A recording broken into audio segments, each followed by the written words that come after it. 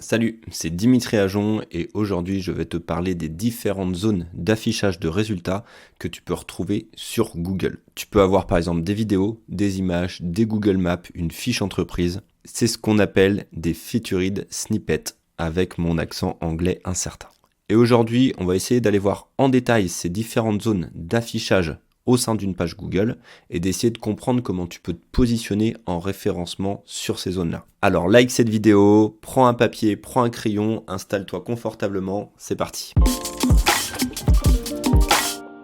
Premier chapitre, c'est les zones d'affichage qui nécessitent un paiement auprès de Google, c'est les liens sponsorisés par exemple. Et tu vas voir qu'il y a 3 zones d'affichage différents au sein d'une recherche Google sur lesquelles tu dois payer pour te positionner. Prenons un exemple simple, si je tape taxi Paris. Les premiers résultats qui s'affichent, ce sont des liens sponsorisés. C'est-à-dire que ce sont des personnes qui ont payé et qui payent Google pour remonter au-dessus de tout le monde. Il faut avoir un compte sur Google Ads, il faut donner un budget par jour, par mois, ce que tu veux, mais à chaque fois que quelqu'un va cliquer sur ton lien, tu vas être prélevé d'un montant. Ce montant va varier en fonction de la concurrence. Plus il y a de la concurrence, plus ça va coûter cher. Ça, c'est du lien sponsorisé. Les 2 principaux avantages à du Google Ads, c'est que c'est rapide à mettre en place et que tu es positionné tout en haut par-dessus les autres résultats de recherche. L'inconvénient, c'est qu'il va falloir que tu dépenses de l'argent à chaque clic pour avoir un visiteur et que le jour où tu n'as plus d'argent, tu disparais. Donc, c'est très court-termiste.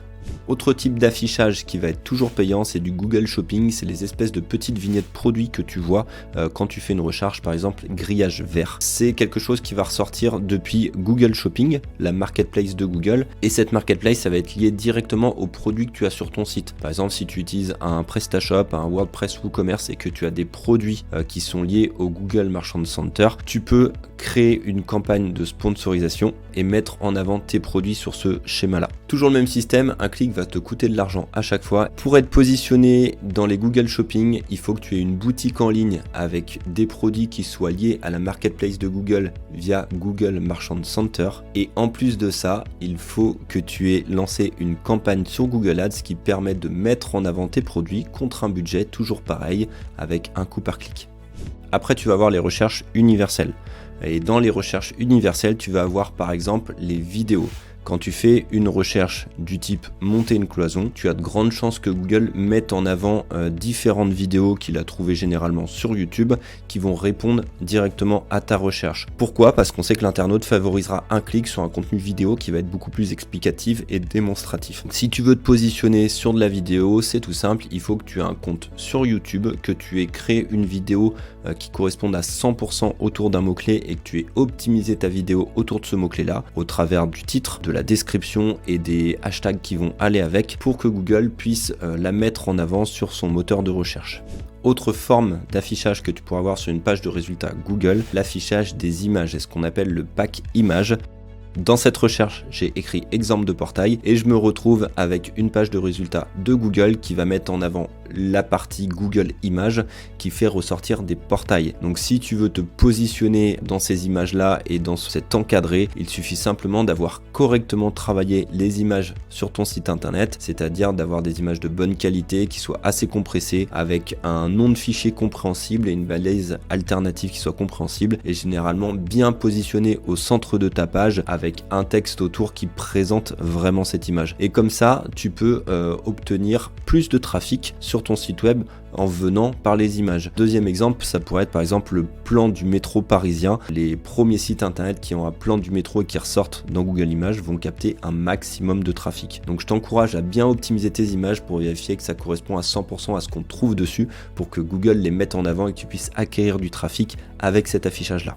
Tu as la zone d'affichage des actualités. Par exemple, si je tape manifestation en France, tu verras que j'ai une autre zone d'affichage où les résultats de recherche sont plutôt des articles d'actualité sur des médias assez connus. Donc ça sort de Google Actu et pour que tu te positionnes là-dedans, il faut vraiment que Google ait identifié que ton site internet soit un site qui traite d'actualité.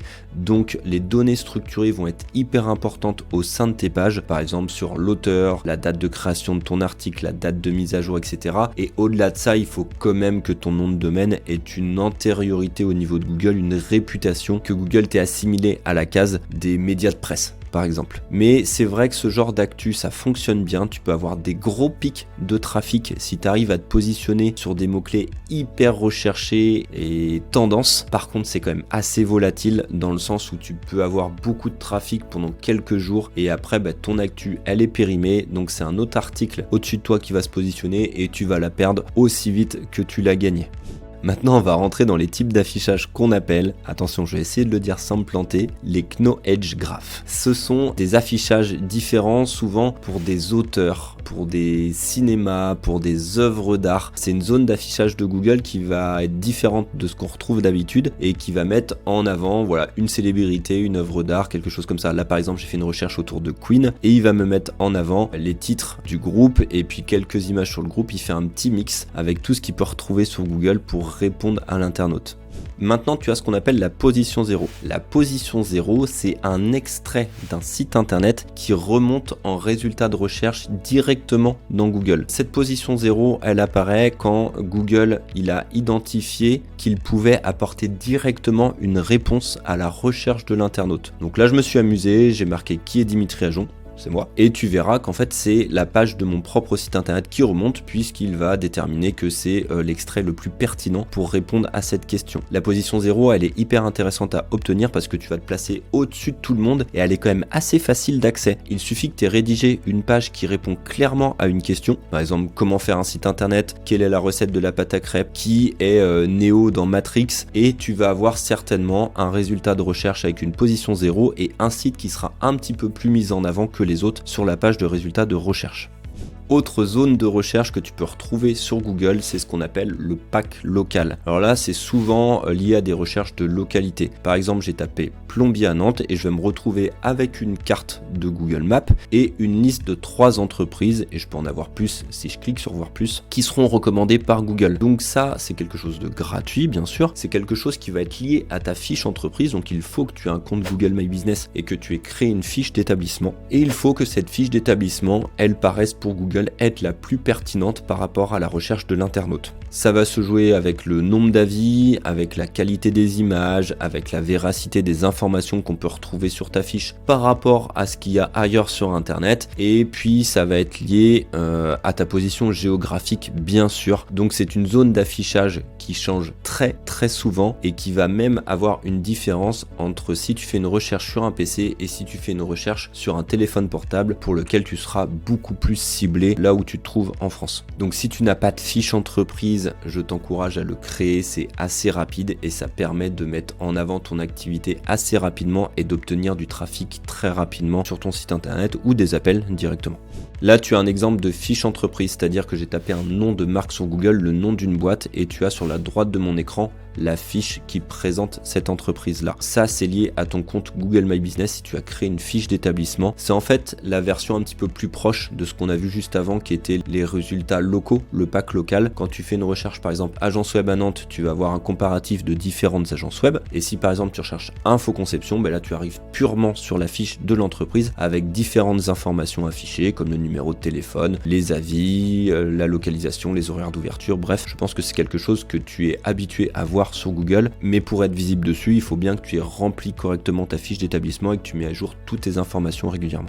Ici, tu as ce qu'on appelle le site link. C'est une zone d'affichage où tu vas voir le site internet classique qui ressort, mais avec différents liens en dessous du même site qui vont permettre à l'internaute d'avoir des raccourcis vers les pages les plus populaires du site internet. Là, je suis sur l'exemple de SEMrush, et sur SEMrush, on voit que les liens qui ressortent le plus souvent vont être Keyword Magic Tool, forfait et tarif, vérifier le trafic d'un site internet et SEO Toolkit. Donc ça doit être des pages qui doivent être beaucoup consultées sur ce site-là. Si je te redonne un autre exemple, par exemple sur le site d'une banque, généralement tu vas voir espace entreprise, espace particulier et espace professionnel. C'est vraiment des liens qui ont pour but de faciliter l'accès aux pages fortes d'un site web. Donc ça, c'est principalement Google qui va choisir quelle page il va mettre en avant en fonction des pages les plus visitées sur un site internet.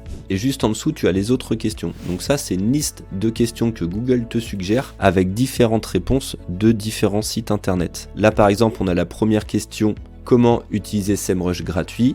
et tu as une réponse directement du site de SEMrush, qui est extrait du site de SEMrush. Et la deuxième question, c'est pourquoi utiliser SEMrush? Et là, tu vois que Google s'est basé sur une réponse du site SEMJ. Donc ça, c'est des questions que les internautes se posent souvent sur Google, que Google a répertorié dans la même catégorie, dans la même thématique, et qui va afficher en fonction d'un résultat de recherche. Donc c'est un affichage qui arrive de temps en temps et qui va permettre de mettre en avant des extraits de sites web. Si tu veux te positionner dans ce style de questions, eh ben, il faut tout simplement que tu aies créé un contenu qui répond à 100% à cette question, où tu avais l'objectif du coup de te positionner là-dedans. Par exemple, je pourrais créer une page sur mon site internet qui s'appelle Comment analyser SEMrush, en espérant remonter sur cette troisième question, comment analyser SEMrush.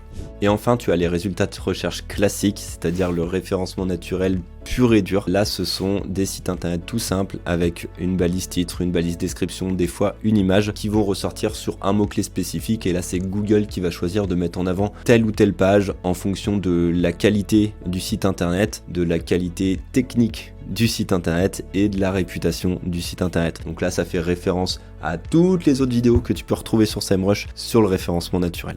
Voilà, j'espère que tu vois plus clair sur les différentes zones d'affichage que tu peux retrouver sur Google. N'oublie pas d'adapter ta stratégie SEO en fonction des différentes zones d'affichage qui sont liées aux mots-clés sur lesquels tu veux te positionner. Si tu fais ça pour l'ensemble de tes mots-clés, tu verras que tu devras adapter tes pages pour apparaître soit par exemple dans des fiches produits, soit dans du Google Maps, soit dans des positions zéro, soit dans des questions liées. Et il faut que tu regardes avant de créer ton contenu qu'est-ce qui ressort sur ton mot-clé pour adapter ta page et essayer de ressortir sur ce contenu enrichi dans la page de résultats de Google. Si tu as des questions, n'hésite pas, on se rejoint dans les commentaires. D'ici la prochaine vidéo, prends soin de toi, prends soin de ton SEO. Ciao!